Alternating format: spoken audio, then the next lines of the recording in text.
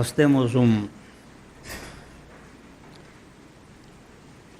projeto, um processo, um programa que é evangelização de pastores. Você diz assim, mas isso é um absurdo. Não é no sentido de salvação, de pregar a salvação no sentido de evangelizar, mas de fazer com que voltem ao Evangelho. A gente se distrai com muita facilidade e nós precisamos ter o foco certo. Isso começou em 2005 no Paraguai, já estivemos na Bolívia, Chile, Uruguai, Argentina. E essa semana eu voltei do Uruguai, onde nós tivemos o 5º encontro lá no Uruguai, com 148 pastores e líderes. E esse é um ministério que tem enchido o nosso coração de alegria, ver as coisas indo acontecendo. A desconstrução do modelo religioso e o enfoque do que é o Evangelho. E tudo aquilo que nos causa cansaço não pode ser do Senhor, porque Ele disse, vinde a mim, vocês que estão cansados, eu vou aliviá-los. Então o Evangelho, ele nos traz descanso. E é muito precioso. E eu peço que vocês estejam orando, porque o negócio está crescendo. O ano que vem talvez sejam 2 encontros no Chile. E o Senhor está operando para que o maior número de pessoas focalize a obra de Cristo.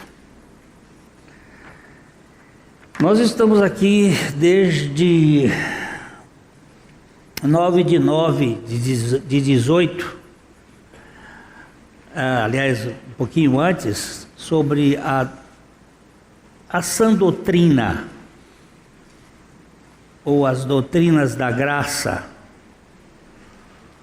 ou a ordo salutis, a ordem da salvação. Percebendo como é que Deus trabalha e como nós trabalhamos dentro do projeto de Deus. Nós fizemos aqui a ideia de que isso aqui é a eternidade, aqui é a eternidade, aqui é o começo, é o tempo, aqui é o fim. O tempo, ele está dentro da eternidade. O princípio da criação, ele está dentro da eternidade. O alfa e o ômega estão dentro da eternidade. Mas Deus, ele transcende ao tempo. E esse é um dos termos difíceis da gente entender, eternidade, infinito. Nosso conhecimento, ele é limitado. Não dá para a gente extrapolar. Mas a minha salvação não começou no dia que eu criei em Jesus. A minha salvação começou lá na eternidade. Porque Deus não faz nada para depois remendar. Nós já estudamos aqui a predestinação, a eleição, o chamado eficaz, a regeneração, a justificação, tudo sendo feito por Deus. Agora chegou a minha parte. Eu não fui regenerado porque eu quisesse ser regenerado. Como eu não fui gerado porque eu quisesse ser gerado. Para dizer bem a verdade, nem meus pais queriam. Minha mãe estava com 43 anos.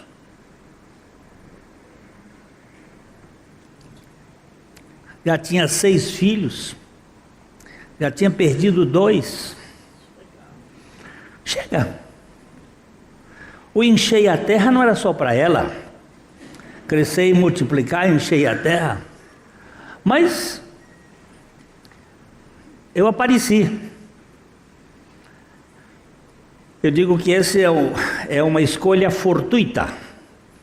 Não foi pensada. Então, eu não nasci porque eu quisesse nascer. Foram os meus pais. Ou de modo fortuito, ou de modo determinado, nós nascemos por causa dos nossos pais. E também nós não somos regenerados porque nós quisemos. Nós quisemos porque Ele nos quis primeiro. Isto começa em Deus, porque a Bíblia diz que é de Deus, é por Deus e é para Deus que são todas as coisas. Mas há um momento que eu tenho que participar.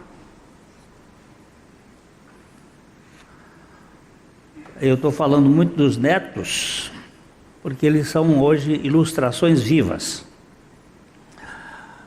No dia 17 de janeiro nasceu a Vitória.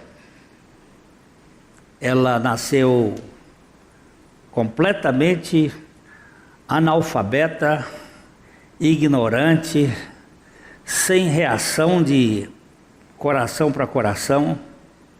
Era um ser quase que amorfo.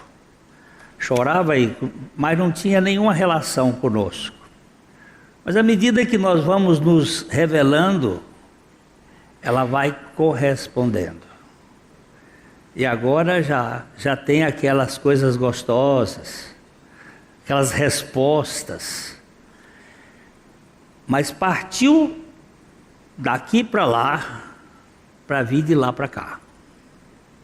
Então Deus faz uma porção de coisas. Ele nos predestina, Ele nos elege, Ele nos regenera, Ele nos justifica, para que nós possamos responder. Porque um morto é morto. Nós estávamos mortos em delitos e pecados.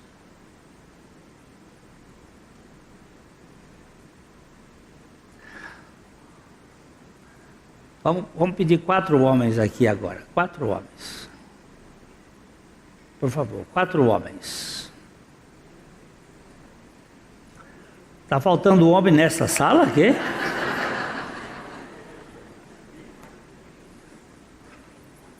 Ok. Já temos aqui. Já tem, ali, pode ficar aqui, 4. 4 homens. Ok.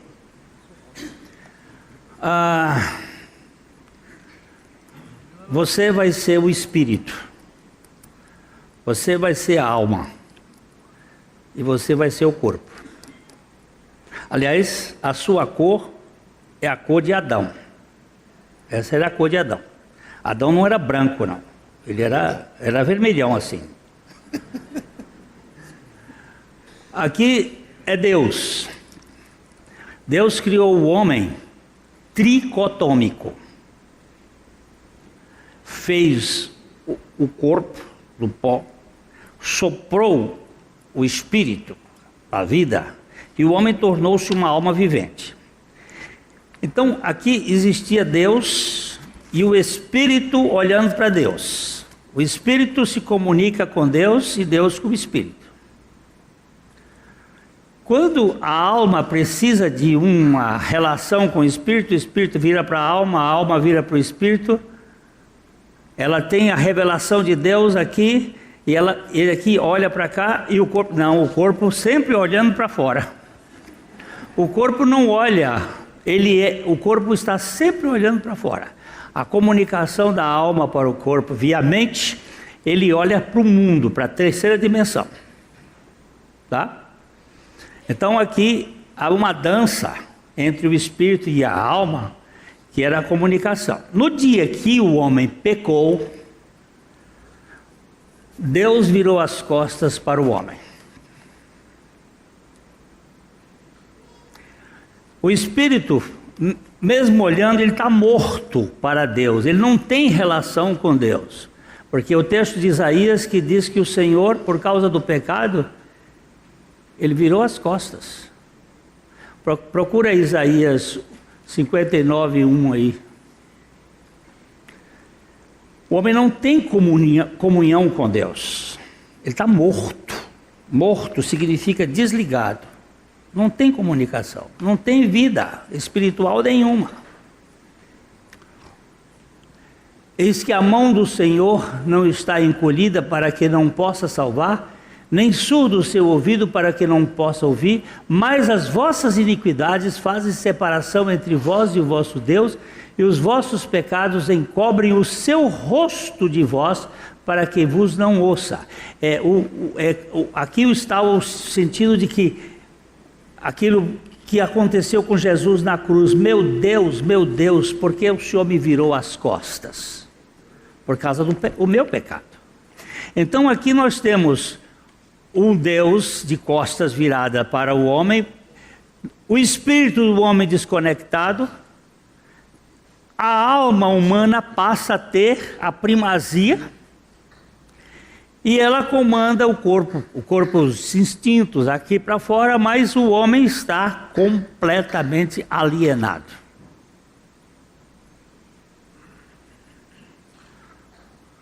Aí você tem um homem que acaba sendo dicotômico, sabe por quê? Porque esse aqui está desconectado.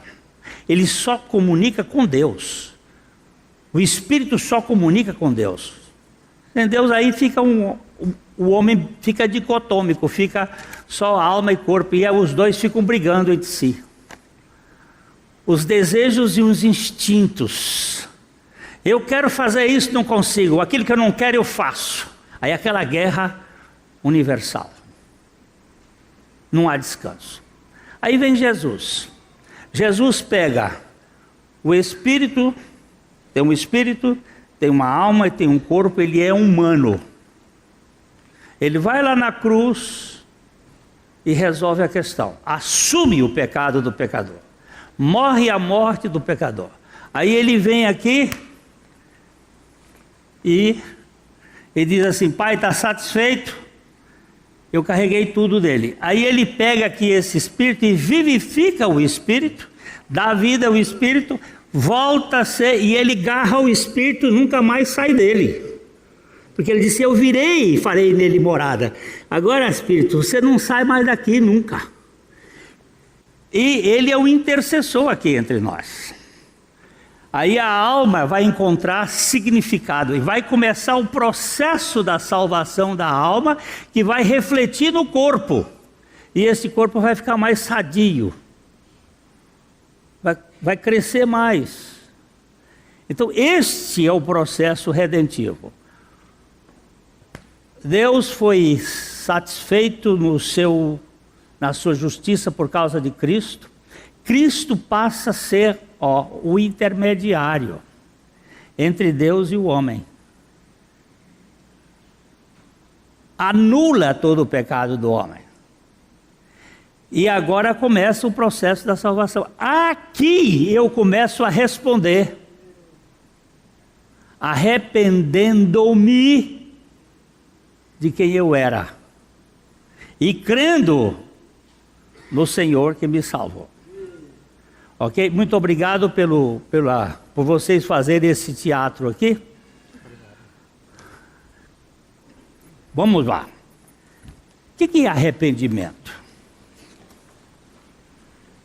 Eu preciso me arrepender até mesmo do meu arrependimento. Vamos ler juntos esse texto de Romanos 2:4.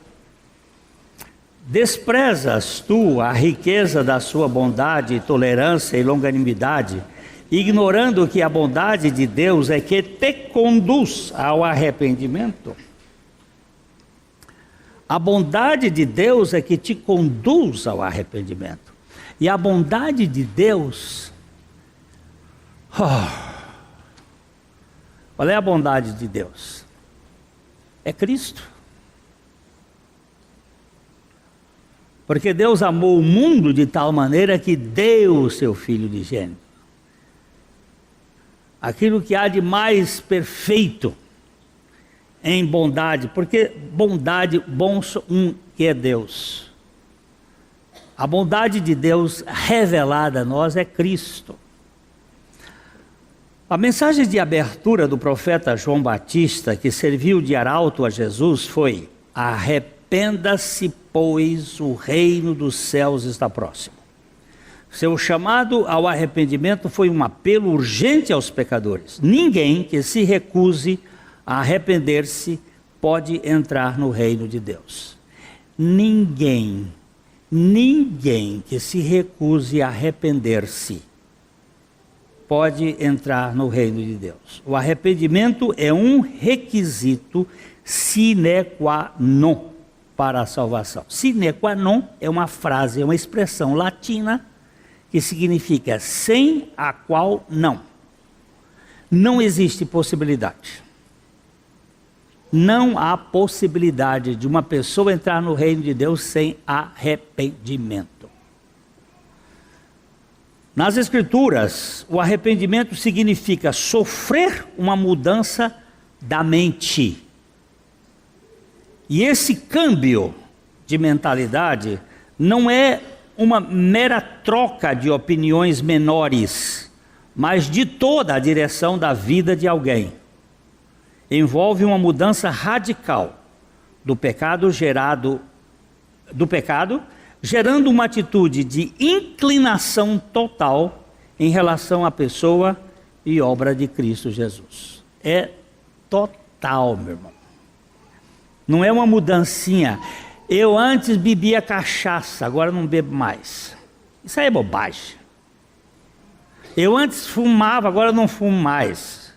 Porque tem muita gente que crente é aquele que não fuma, não bebe, não dança.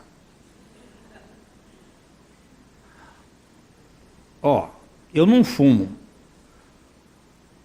Eu bebo vinho.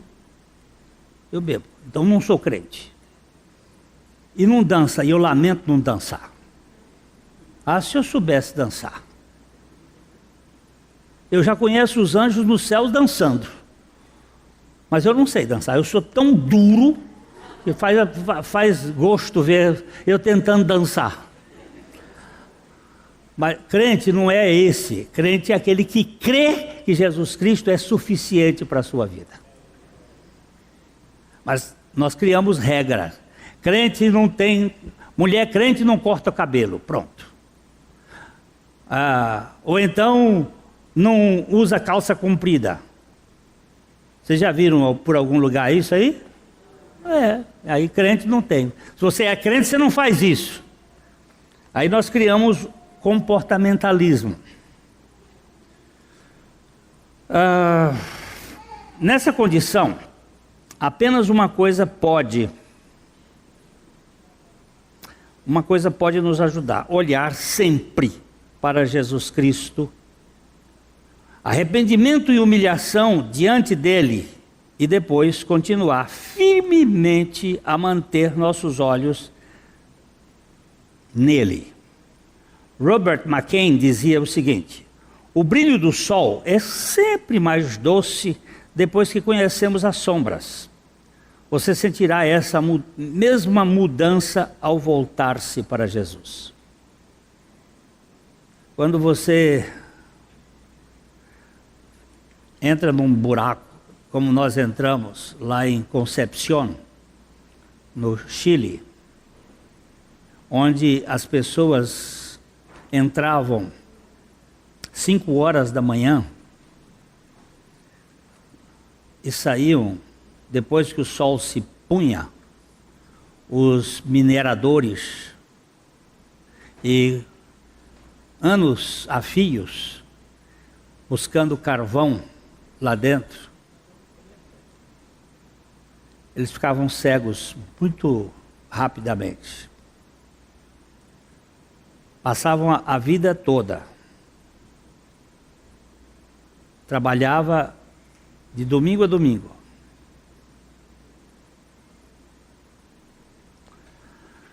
Nós entramos ali para fazer uma visita e houve um determinado momento em que o nosso guia apagou a luz, porque nós éramos apenas turistas. Quando apagou a luz, você podia pegar a faca e cortar as trevas, de tão densas que elas eram. 30 metros abaixo do nível do mar, na terra, na rocha, sem nenhuma fréstea de luz, trevas profundas. Quando a gente saiu lá, viu a luz, coisa boa. É mais ou menos isso que McCain quis dizer. O brilho do sol é sempre mais doce depois que conhecemos as sombras.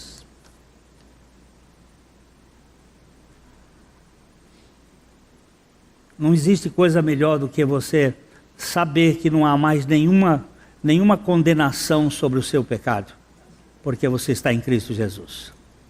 Você tem alforria plena. Nós tivemos aqui na década de 80 um grupo de Zulus lá do interior da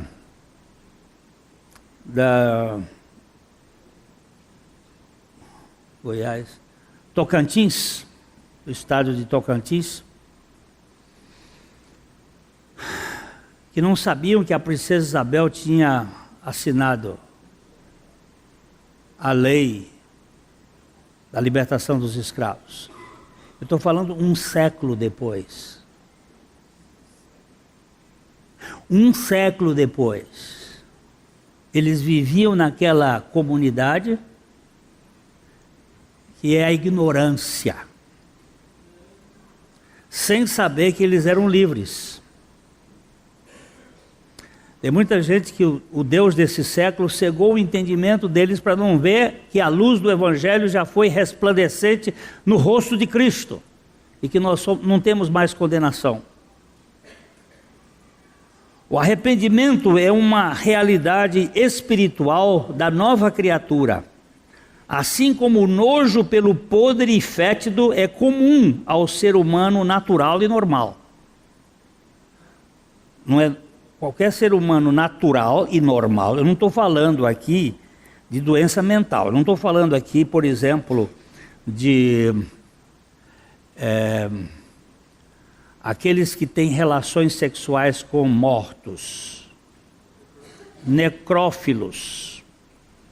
Não estou falando disso. E tem necrófilos que são saprófagos. Ou seja, eles só têm relações depois que o corpo fica podre.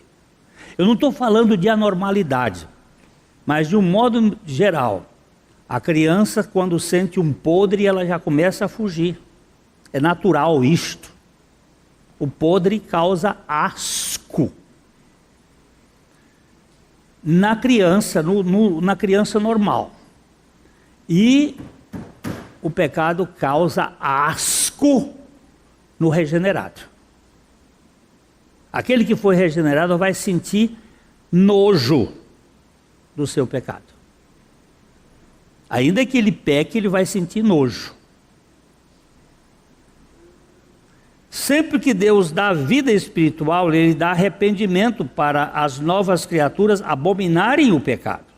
Se não houver repulsa pelo pecado, é porque não há evidência saudável de vida espiritual. Não há evidência saudável. O arrependimento não é a causa do novo nascimento. É, sim, um resultado vivo e real como um fruto da regeneração. Embora o arrependimento comece com a regeneração, é uma atitude e ação que devem ser repetidas em toda a vida cristã. Conforme continuamos a cometer transgressões, somos chamados a nos arrepender quando convencidos do nosso pecado pelo Espírito Santo, arrependendo-nos até mesmo do próprio arrependimento. O arrependimento não é só um ato, é uma caminhada. Sempre nos arrependemos todas as vezes que entrarmos por um caminho que não é o caminho do Senhor. Sempre que fizermos alguma coisa que ofende o caráter de Deus, nós precisamos nos arrepender. O arrependimento não é a causa do novo nascimento, mas ele é consequência do novo nascimento. Algumas pessoas dizem assim: você precisa se arrepender para nascer de novo. É a mesma coisa você dizer para o morto: você precisa levantar, seu defunto, para mostrar que você está vivo. Ele não vai dizer nada, porque ele não sabe dizer. Ontem mesmo nós estávamos conversando sobre essa questão. Eu disse assim: quando eu morrer, eu quero ser cremado e o corpo ser jogado lá no pé da árvore. Quando você morrer, você não quer mais nada.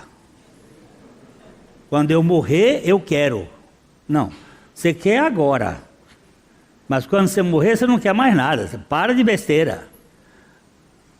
Acabou, morto não tem vontade. Isso é a prova do orgulho humano.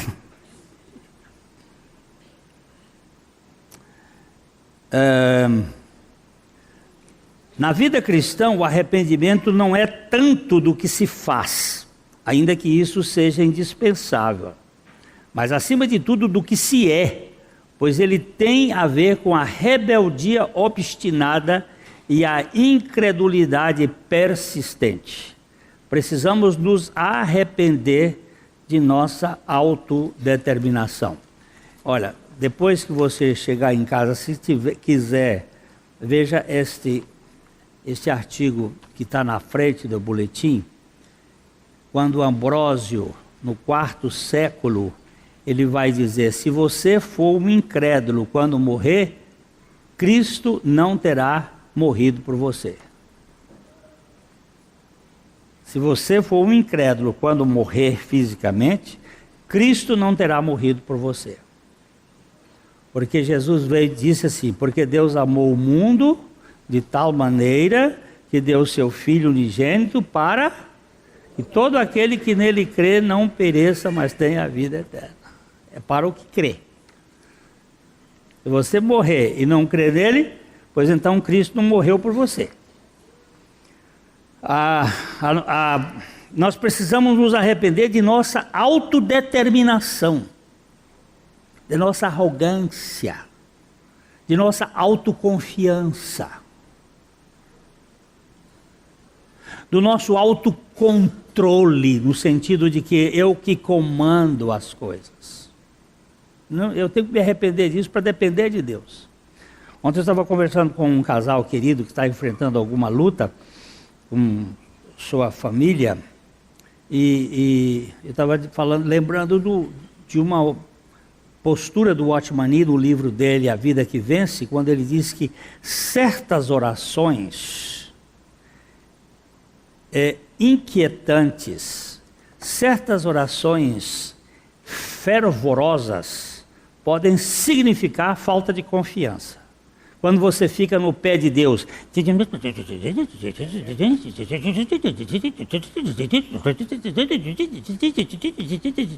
não para de você não está confiando. Você tem que orar até entregar. Se demorar a entregar, então você diz: Senhor, eu não estou conseguindo entregar. Mas eu quero entregar. Quando você entrega, o que é que você faz? Você pega o avião e vai para Bahamas, vai passear. Porque você entregou e Deus não... Pronto, Ele vai fazer. Mas fica ali, Deus, querendo controlar Deus.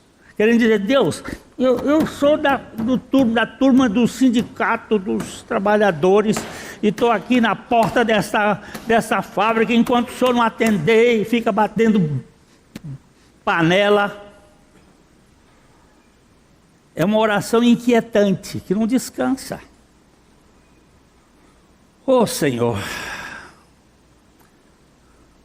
Jesus também enfrentou isso, e na terceira vez que ele orava com as mesmas palavras, ele chegou e rendeu e disse assim: olha, Pai, foi para essa hora que eu vim, o assunto está entregue.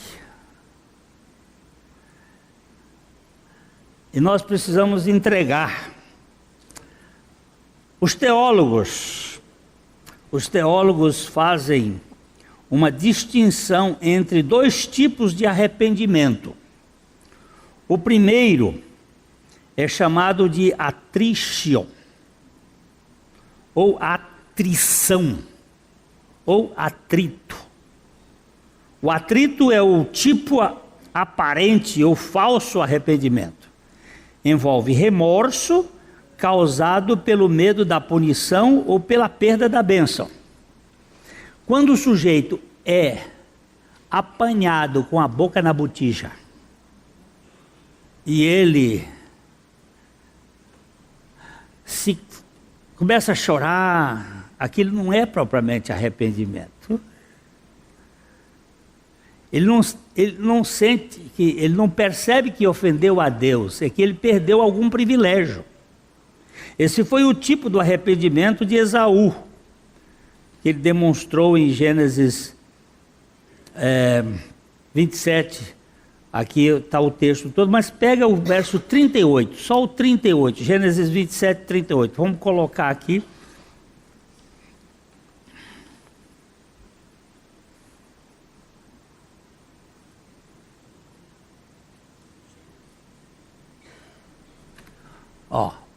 Disse Esaú a seu pai, ele estava choramingando, porque o Esaú era um profano. Ele não deu valor à primogenitura. E ele vendeu a primogenitura por um prato de lentilhas, por um guisado, por uma comida. E agora ele estava chorando e dizendo: pai, acaso tens uma única bênção, meu pai? Não tem uma bênção aí para ajudar a gente? O Senhor só abençoa. Aí, abençoa-me também a mim, meu pai. E aqui tem essa expressão, e levantando Esaú a voz chorou. Agora você vai apertar o dedo nessa palavrinha, nessa cruzinha aí, e você vai lá para Hebreus capítulo aí. Aí aperta o Hebreus aí e aumenta aí, ele diz assim: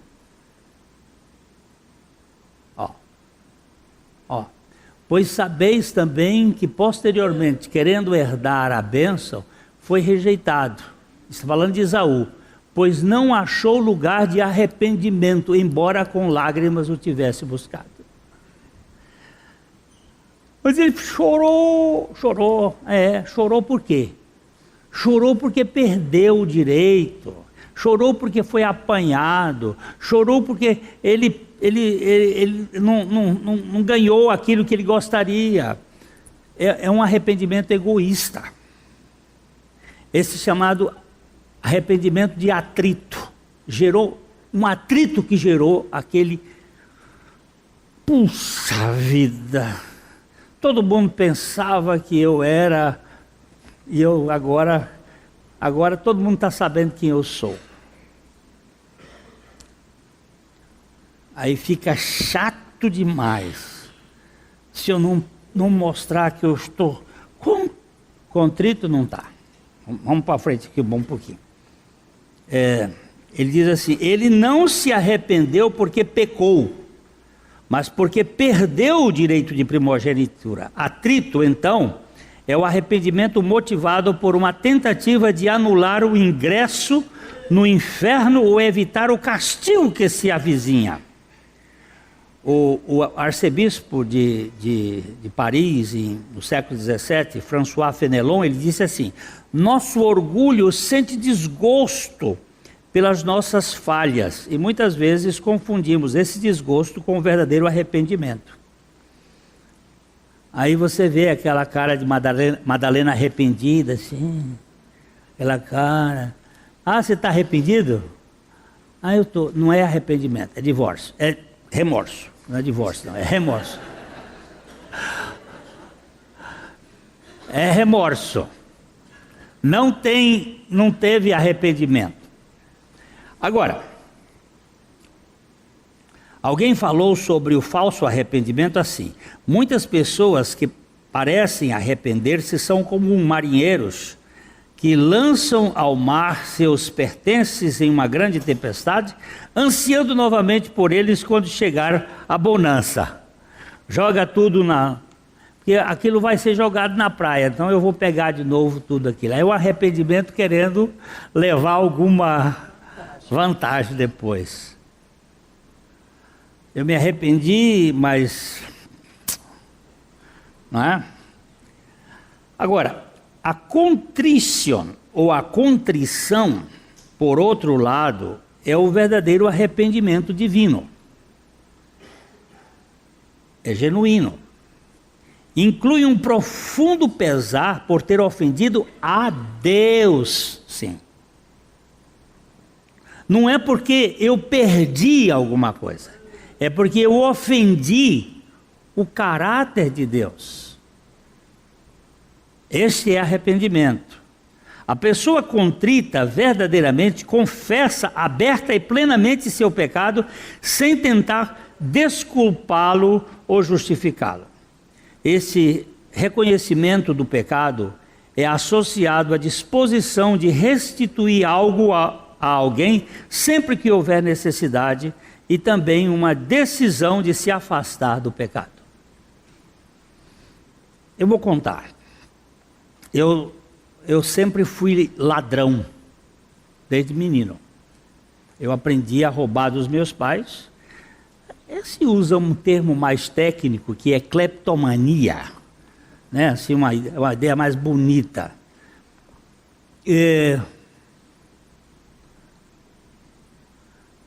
Ok. Eu não sei nem dólar nem libras. Mas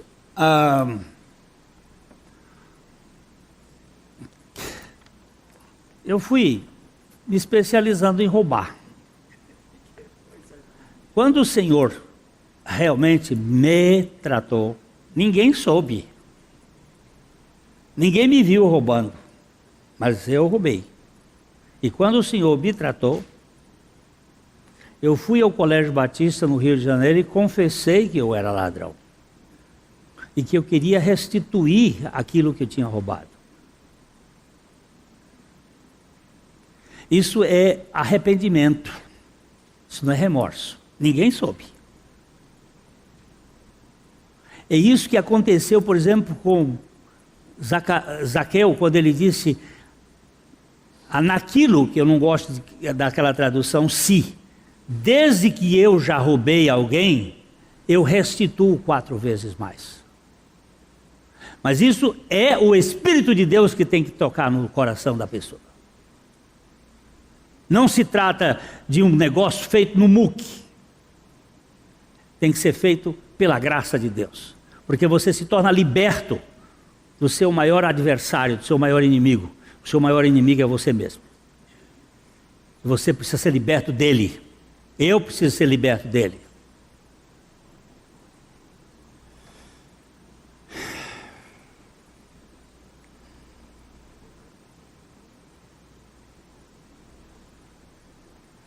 É preciso que o penitente renuncie à sua descrença e à sua rebelião. A ideia de que Deus perdoa o rebelde que não desistiu de sua rebelião é contrário tanto à Escritura quanto ao bom senso, dizia o sábio A.W. Tozer. Não há arrependimento se não houver abandono do nosso estilo de vida incrédulo e perverso, que ofende a santidade de Deus. O verdadeiro arrependimento consiste em ficar o coração quebrantado por causa do pecado e de romper com o pecado.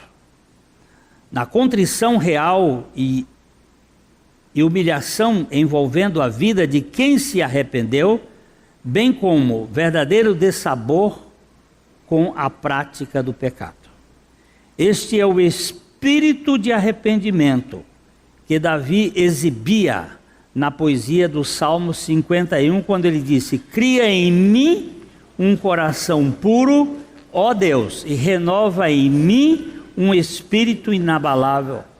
Os sacrifícios de Deus são um espírito quebrantado, um coração quebrantado e contrito. Estes, ó Deus, não desprezarás. Deus vê o coração, Ele sabe quando há arrependimento. Ele não vai ser envolvido pelo nosso teatro, o nosso jogo de cintura. Mas eu... Está arrependido? O arrependimento vai se mostrar diante do trono de Deus.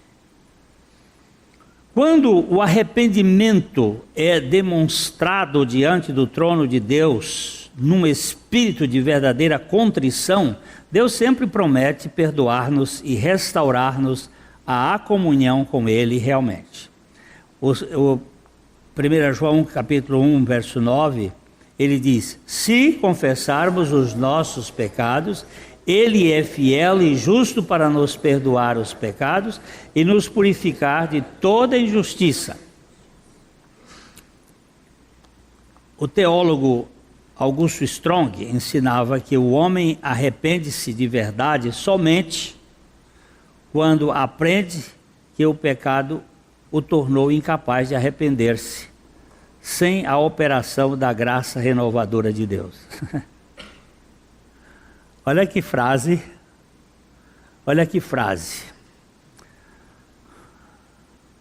O homem arrepende-se de verdade somente quando aprende que o pecado o tornou incapaz de arrepender-se, sem a operação da graça renovadora de Deus. Talvez por isso o pregador inglês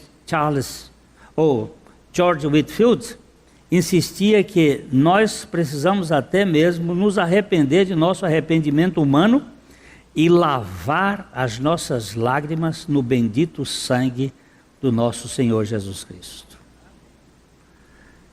Olha aqui, Maurício, vem cá, Maurício.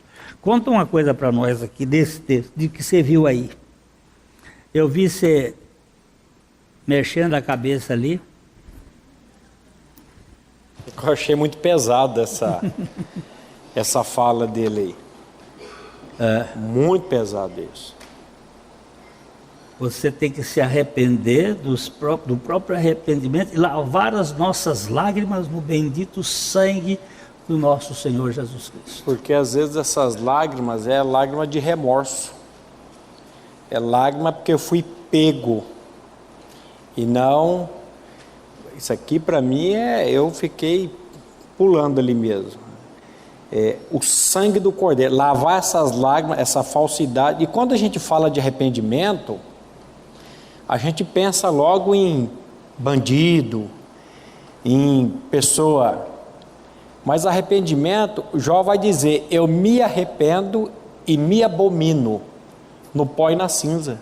O que Jó fez de errado? Humanamente ele não fez nada de errado. Pois é. Eu sempre brinco falando, se você puxasse a capivara de Jó lá no quarto distrito de Jerusalém... O que é capivara? A capivara é a ficha criminal. E escuta, quero ver... Já está escrito, nada consta. O livro de Jó começa dizendo que ele era homem reto, justo, temente a Deus e desviava-se do mal.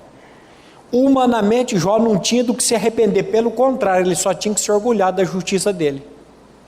Mas ele tinha que se arrepender, não do que ele deixava de fazer, mas ele tinha que se arrepender do que ele era. Da autoconfiança. Da autoconfiança. E quando o Senhor colocou aqui, quando João Batista inicia o ministério dele, ele inicia com arrependimento. Jesus, um capítulo para frente, quando inicia o ministério dele, inicia com a mesma mensagem, arrependimento. Pedro, quando prega lá em Atos, no capítulo 2, 3.000 pessoas são convertidas, ele prega arrependimento.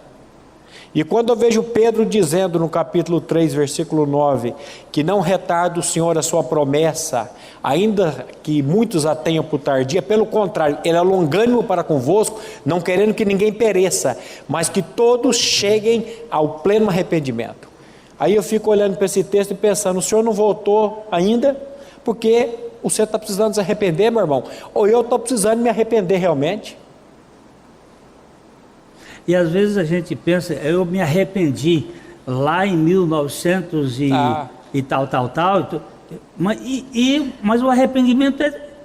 Eu tomei banho lá em 1900 e não sei o quê, e depois eu continuei tomando banho, porque se eu não tomar banho todo dia, ninguém aguenta.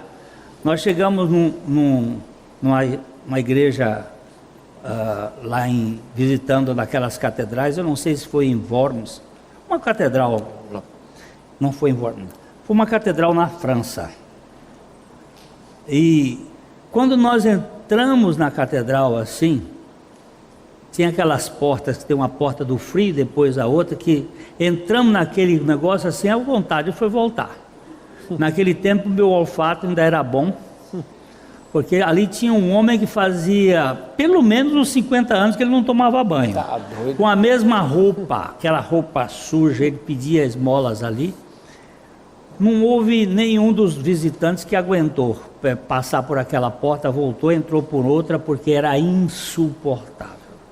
Isso é o cheiro do sujeito que não toma banho. Falando disso aqui, é bom tomar sempre banho.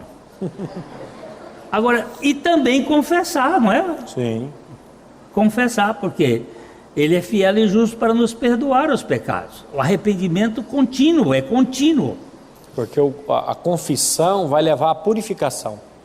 Quando você confessa, você é perdoado e vem a purificação. O que significa isso?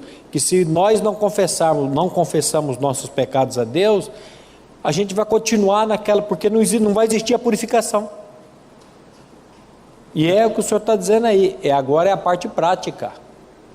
A parte que o Senhor fez, e agora é a parte que nós precisamos aqui responder aquilo que Ele fez por nós. É a sinergia, né? A monergia é quando Deus faz sozinho. Muitas coisas Deus fez sozinho. Agora tem a coisa que é a prática. A minha netinha agora está começando a fazer a sinergia. Corresponder àquilo que a gente faz por ela. Há perigo sutil de orgulharmos do nosso arrependimento pessoal. Pode haver nas entrelinhas uma atitude disfarçada de valorizarmos a nossa contrição. E assim precisamos nos arrepender de qualquer arrependimento que nos dê a impressão de que fomos salvos porque nos arrependemos, pois na verdade nós nos arrependemos porque fomos salvos. Foi a graça de Deus que trouxe isso para que nós nos arrependêssemos. Não, eu não quero viver nisso, eu não quero.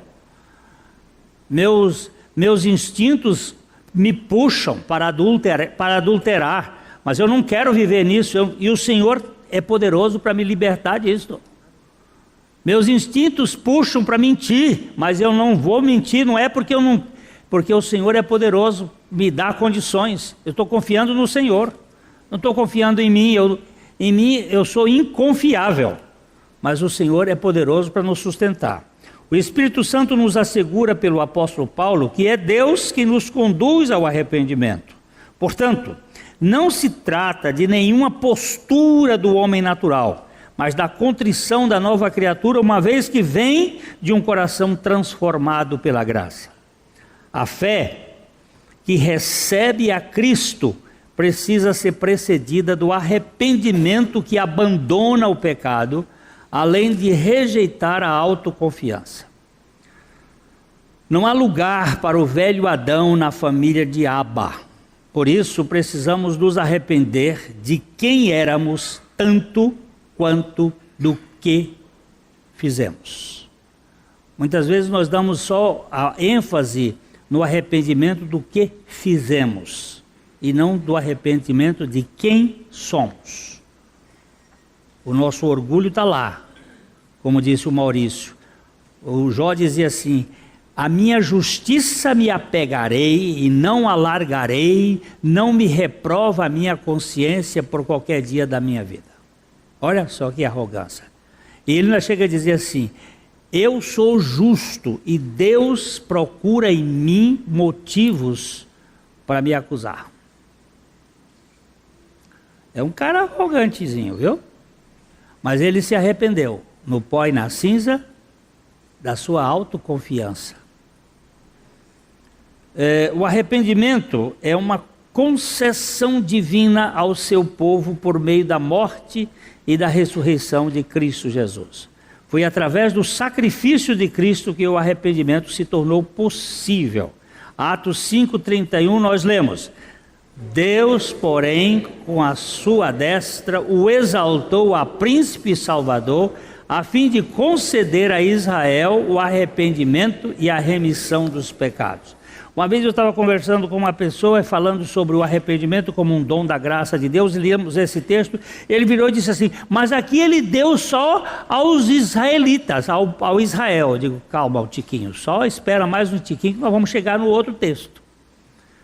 É que a Bíblia diz que primeiro aos judeus e depois ao grego.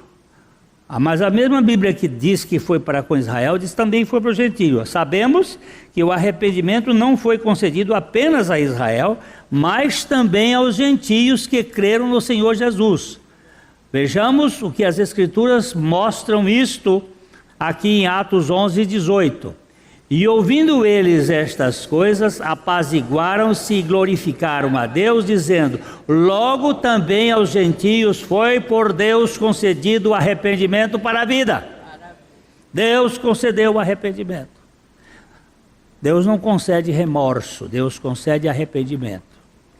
O remorso nos leva a voltar, fazer as mesmas coisas, ter o mesmo procedimento, aquilo nos cauteriza, ou fica assim. O arrependimento, não.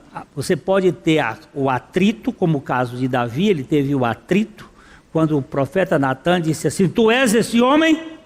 Pegou o cara com a boca na botija, mas dali ele partiu para a contrição. Cria em mim, ó Deus, um coração puro, e renova dentro de mim um espírito reto. Porque o Senhor olha a contrição do coração, e não simplesmente as lágrimas dos olhos.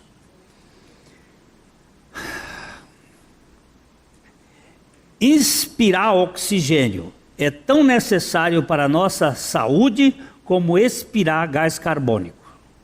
Receber a Cristo pela fé como nosso Salvador é tão imprescindível como arrepender-nos de nossa autoconfiança. Não basta dar crédito a Jesus, é preciso desacreditarmos de nossa autoconfiança, autojustificação, autonomia e querer viver uma vida de autocentrada. Você conhece uma pessoa regenerada quando vem uma acusação e ela apenas explica e não se justifica. Ela pode explicar, dizendo: isso eu não cometi, mas ela não se justifica, porque Cristo é a justiça dele. O outro não, fica indignado, fica amargurado, fica sofrendo, fica remoendo, fica perseguindo, fica fazendo. Esse nunca experimentou a justificação. E leva anos sofrendo aquele negócio dentro lá, fica aquela coisa. Oxigênio, gás carbônico. Oxigênio, gás carbônico. Jesus, Jesus é minha vida, eu estou morto, não tenho direitos, expiro aquilo que me faz intoxicação. Quem é que me intoxica? Eu mesmo. Sou eu mesmo. Ontem nós estávamos com um casal, estava falando ali, quando eu dei esse exemplo, ele disse: bom, você nunca falou isso na igreja, mas amanhã eu vou falar. Estava aqui já escrito. Como é bom. Como é bom fazer as duas coisas. Ó, eu vou fazer um negócio aqui.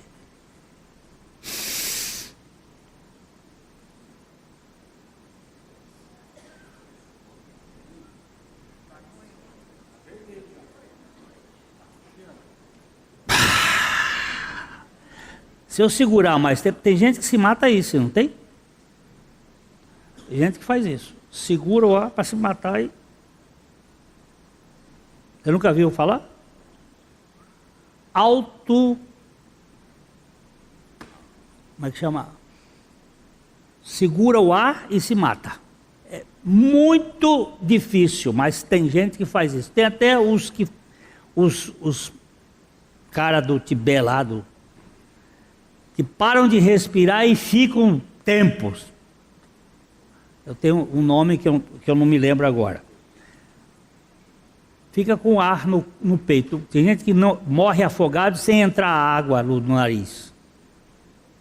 Fica lá dentro fechado. Você morre com você dentro. Se você não for crucificado, você vai morrer com você dentro. Nada no mundo lhe traz alegria. Você está sempre infeliz. Sempre desgostoso. Sempre reclamando da vida. Porque quem faz a vida feliz para nós é Jesus. Nós estávamos contando ontem sobre Spurgeon. Spurgeon, ele morreu com 59 anos. 40 anos de ministério. Nesses 40 anos de ministério, 36 anos foi com depressão. Com 4 anos de ministério, ele foi fundar, foi organizar, foi inaugurar a capela lá dele, o tabernáculo. 6.500 pessoas ali dentro. Um filho do demo gritou, fogo, fogo! Naquele fogo, o fogo desespera, o povo começa a correr. As portas eram estreitas, não deu para correr, todo mundo saíram e 27 pessoas morreram pisoteadas. Ele gritava, não tem fogo, mas ninguém escuta. E a partir dali, ele passou a sofrer de depressão. Ele tinha gota. Ele tinha problemas na musculatura. Ele andava feito um patinho. Todos os dias ele saía para andar um pouco, porque ele precisava, os médicos que ele tinha que andar. E ele ia com o seu amigo Thomas, e ele dizia, Thomas, vamos rir. Ele ri de quê? Você não tem razões? Eu só tenho razões para rir. A Bíblia diz, alegrai-vos sempre no Senhor. Eu nunca vi alegria sem riso. Toda vez que você está alegre, você ri.